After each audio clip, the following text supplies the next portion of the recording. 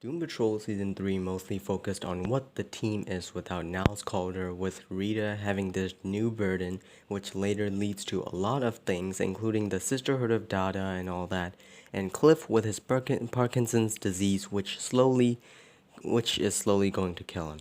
Larry without his negative spirit and then getting a new negative baby, and him dealing with people and society forcing the things onto him. The same thing with Cyborg and him deciding to use the synthetic skin and be human again, having a choice of his own, and Jane is also having problems managing the personalities and their fears for Kay Chalice having too much control and Dr. Harrison wanting to be the primary.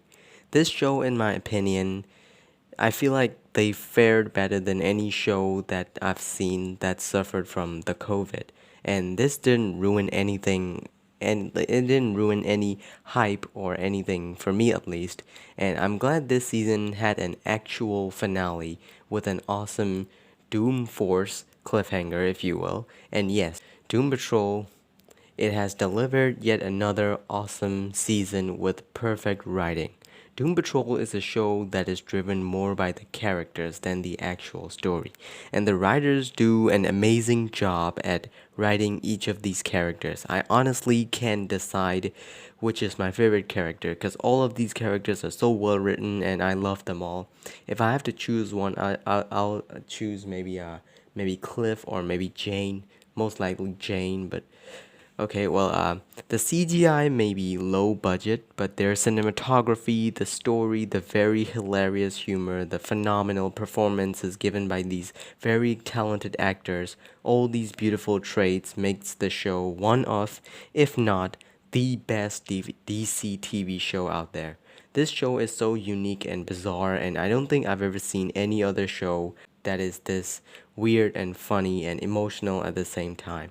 A good comparison would be the later seasons of Legends of Tomorrow, but Doom Patrol is way, way better than Legends.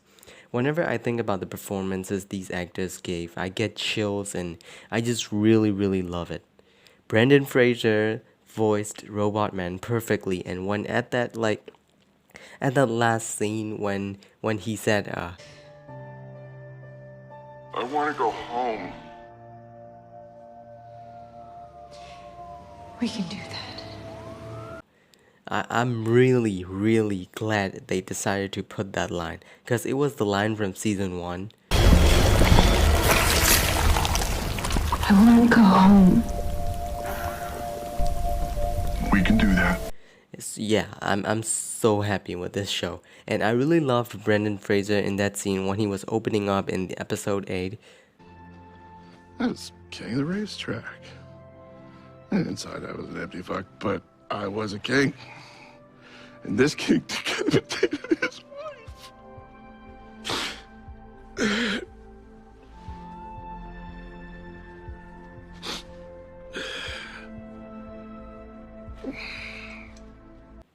Bruh, that was so good. Uh, and April Bowlby as Rita Farr, she was so good. Her character was the main focus and she played the role perfectly. How could you do this to us? We were family. Her revenge-driven motivation made sense, and the way she mistreats the rest of the team also made sense, because she was away from them for so long that they became inconveniences to her plan. I only have one issue, is that she probably killed the brain, but she didn't kill Madame Rouge.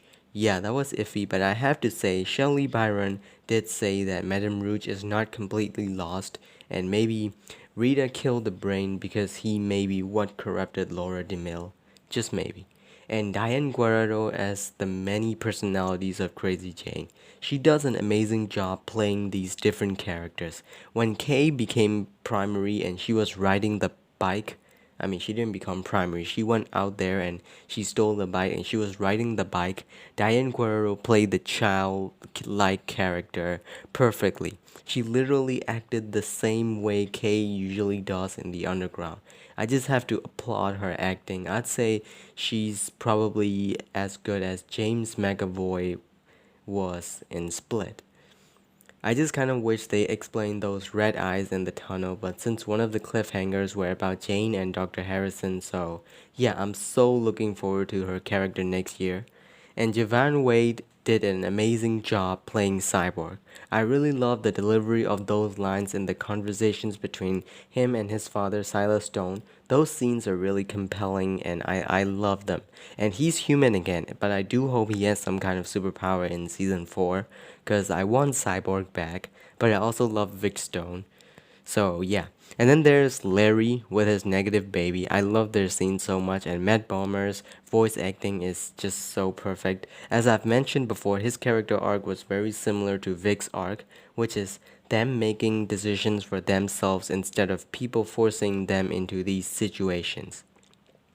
And I also loved it, especially that last scene where he just flew out and then flopped. And I think Matt Bomer's best scene was when he was communicating with his subconscious in episode 8. And I changed the script. Said the things I should have said. Are you blaming me? Are you saying I should have said something else? No, you should have done something else. You think I don't know that? How do you think it feels to be the worst memory of someone's life?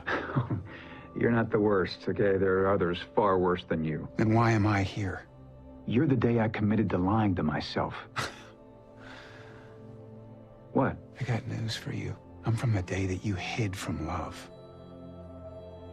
That's why you secretly like those bandages. They give you an excuse to keep people away. You're afraid you don't know how to love. You think you're not worthy of it.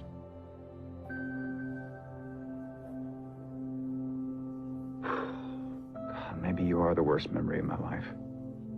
And in that scene where he's talking with his mother and he couldn't get through to her. Can't you love me for who I am? Why is that so hard? I've always been invisible to you. See me. Listen to me. This is not who I was born to be. Can't you hear me? It was so good. I mean, every actor gave their best performance here. This episode was like really fucking good. It's probably my favorite episode of Doom Patrol ever. And last but not least, Michelle Gomez as Laura DeMille, or Madame Rouge. I have only one thing to say for her, and that she's amazing. I loved her performance since The Chilling Adventures of Sabrina, and I absolutely loved her in this season. Your country needs you.